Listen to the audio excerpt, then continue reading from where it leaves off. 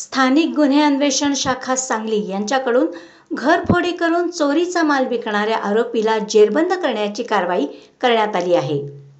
याबद्दल अधिक माहिती अशी। माननीय पोलीस अधीक्षक सांगली यांनी स्थानिक गुन्हे अन्वेषण शाखेला मालमत्तांविरुद्धचे गुन्हे करणाऱ्या इसमांची माहिती काढून त्यांच्यावर कारवाई करून मालमत्तेचे गुन्हे उघडकीला आणण्याचे आदेश दिले होते। या आदेशाप्रमाणे कारवाई सुरू असता स्थानिक गुन्हे अन्वेषण शाखा सांगली येथील पोलीस निरीक्षक सतीश शिंदे, सहाय्यक पोलीस निरीक्षक सिकंदर वर्धन आणि स्टाफ यांच्या पथकाला एक बातमी मिळाली की अमित पंचम राहणार ठाणे, सध्या राहणार वानलेसवाडी हा मिरज ते अर्जुनवाड रोडवर असले नॅशनल हायवेच्या पुलाखाली चोरीतील सोन्याच्या दागिन्यांची विक्री करण्यासाठी येणार आहे। मिळालेल्या बातमीप्रमाणे पोलीस पथक सापळा रचून निगराणी करत असता एक इसम पुलाखाली येऊन थांबलेला दिसला।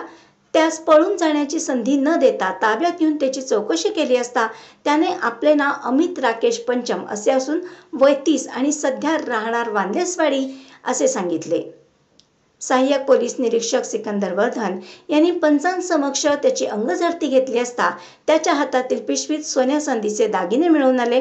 याबाबत प्रश्न विचारल्यावर मात्र त्याने उडवाउडवीची उत्तरे दिली, परंतु विश्वासात घेऊन विचारल्यानंतर त्याने हे दागिने मिरज आणि नौपाडा जिल्हा ठाणे येथील घरफोडीतील असल्याचे सांगितले।